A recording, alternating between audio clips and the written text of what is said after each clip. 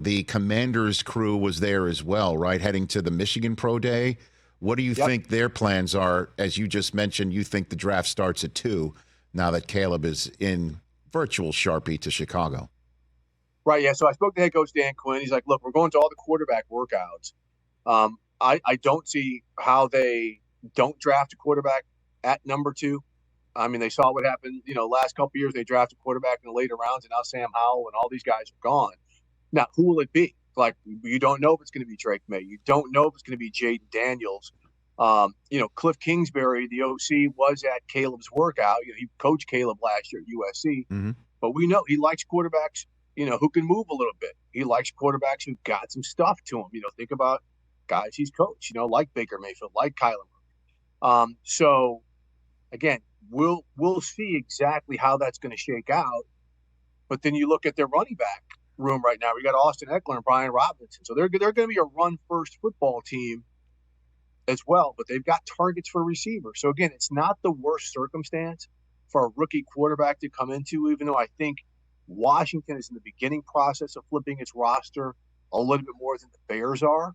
But again, it seems all the way that they are going quarterback with the second pick. No, I mean, Washington was quite active in free agency as well. And you don't sign Bobby Wagner thinking you have a rebuild. You know what I'm saying? Or nor does Bobby Wagner sign with Washington if they feel like this is just going to be another year to kind of, get to where you want to go. And I guess they assume Jaden Daniels will be ready, or you hear Drake May needs a redshirt year. I mean, there's so much conversation on that front.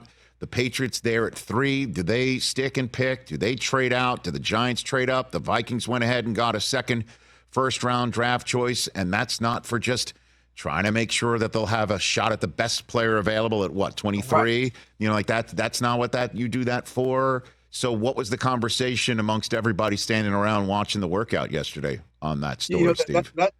That's a great point. I mean, a lot of conversation is, okay, Arizona's at 4. They hold the golden ticket right now because that's where they think people are going to trade out. They think the top 3 picks, as you mentioned, you've got Chicago, you've got Washington, New England. Everyone thinks those 3 picks are going quarterback. And then Arizona's got the 4th pick.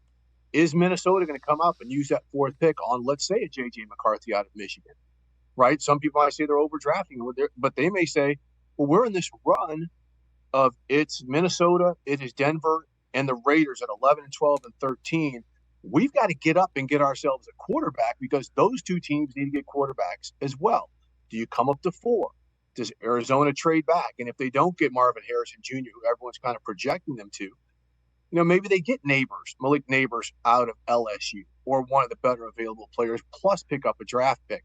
So, again, a lot of the conversation, that wasn't quarterback-centric at the pro day, I heard it was like that number 4 pick looks like a very, very sweet spot.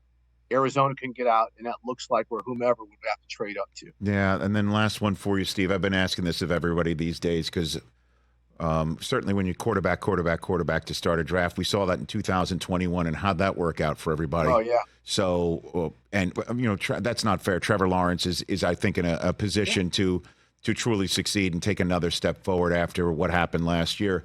But that's my long wind-up for this pitch here, and I'm asking everybody, now that we saw Justin Fields traded away so Caleb Williams can get drafted, let's just say Ryan Poles somehow had one Achilles heel in this roster build, and that wasn't getting a first-round draft choice in this year's draft from Carolina, and Carolina did have the first overall pick in this draft, and the way that you're seeing young quarterbacks get discarded so fast. And do you think if Carolina did have the first overall pick, they would swap out Bryce Young for Caleb Williams now?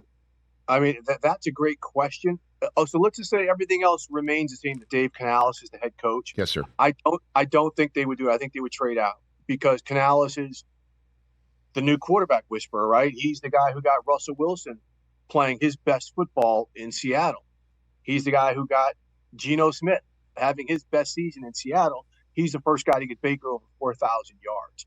So I think if that were the case, if Carolina had the pick, they would trade out and they would still go with Bryce because they believe in Dave Canales. Okay. Catch the Rich Eisen Show every single day on the Roku channel, 12 to 3 Eastern, for free.